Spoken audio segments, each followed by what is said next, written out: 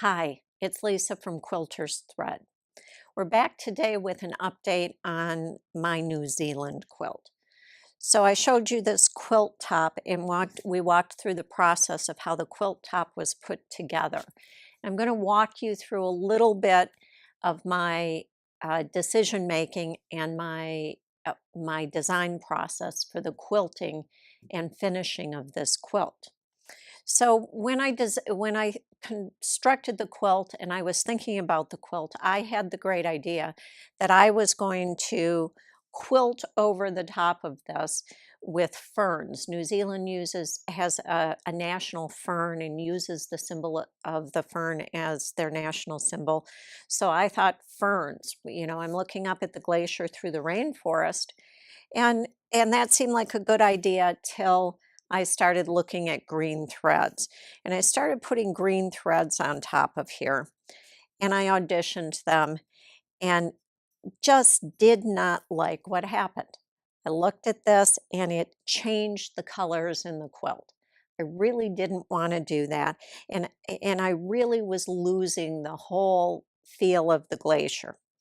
So, and I knew that two ways. I tried my own threads by laying them out on the top. And I know this is difficult to see on this video, but I also used the computer. So I took a picture, put that in the computer of my quilt top, and then I used a CAD program and drew the fern and manipulated ferns around, and it just muddied up my quilt. And I liked the bright colors on this quilt. I didn't want it muddied up. So I went back to the drawing board. The next thing I thought about was the glacier. Now, the glacier itself. And I'll show you here. I think you can see this. This is a picture of the glacier. You can see all these ice spires in here. And I thought, oh, that's nice texture. Let's see if I can get some of that texture in the quilt. So I manipulated my picture on the computer simply by making it in black and white. Printed it out in black and white, and then I used tracing paper. And I put tracing paper over it, and I drew lines that I liked, that reminded me of the glacier, had that feel. I put this tracing paper over the quilt, and I thought, oh my gosh, this looks like my second grade artwork. It is just too messy and does not feel like a glacier anymore. So I stopped again, looked at the quilt, and started thinking, how about some nice even lines? Let's just look at it. It's a modern quilt. We do a lot of straight line quilting. And I auditioned straight lines across my quilt top.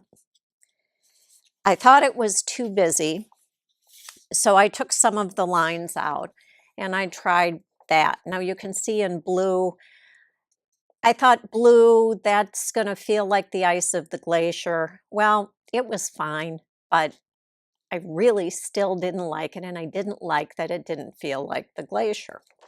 So I thought, well, how about some lines across that are all craggy like the ice spires on the glacier picture. So I drew some of those and I tried that. And I thought, oh, again, I'm going back to second grade. So I went back to my straight lines and thought, well, what about more lines just on the blue? On the glacier itself, just to give more texture to the glacier, like my crags. And again, it was okay, but not exactly what I wanted. So I started looking at that and I thought, wait a second. The lines, the way the sun comes through the rainforest, and the way I can look up at the glacier is at an angle. That's why I put all these angles in the quilt. So I drew some straight lines and angled them on the angle of the quilt. That was okay. I thought I'm getting close. And then I thought, but I still like more density on the Glacier. Well, so this is what I was going to go with. And then I quilted the quilt. I went to quilt the quilt and I started auditioning other threads. In the end, I auditioned blues, I auditioned grays, I auditioned some yellows for sun rays. In the end, I decided on a gray. The gray has quite a bit of blue. It's a variegated gray, but mostly when you see this quilt up close, you can see that this has a sheen to it. It's made by Superior Threads. It's in their Fantastico line. And I liked the sheen on the thread as well as the variegated thread. So I used that to make my angled lines on here.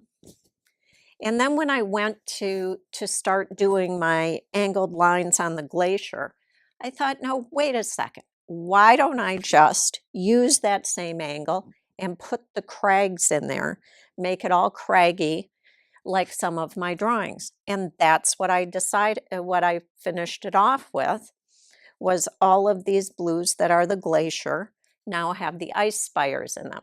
I'll try to hold this close. Maybe you can see that on the video. But then the final thing that came across, and the thing that I was thinking about most of the time I was making the quilt, was a sign that I had seen in New Zealand. In New Zealand, the Maori are the indigenous people. They're equivalent of our Native Americans. And the Maori have a lot of proverbs. They have their own language, and I saw a sign, this sign, which I took a picture of. It's got the proverb in Maori and then written in English. So the final thing I did on this quilt, I wanted it to be subtle. I didn't want it to be in your face, but it's here. The Maori proverb written across the top and then here at the bottom. And what this proverb says is, if the land is well and the sea is well, the people will thrive. Once I had that on my quilt, I felt it was complete. Okay, not complete. I still have to bind it, but here we go. Off the quilting machine, all my quilting done. We'll have some close-ups of some of this quilting and a little more detail on the quilt on the website in a few days. But I wanted to share part 2 of how this quilt came to be what it is. Again, I'm Lisa with Quilter's Thread. Contact us at quiltersthread.com or on Instagram or Facebook. And always remember, live well, quilt well.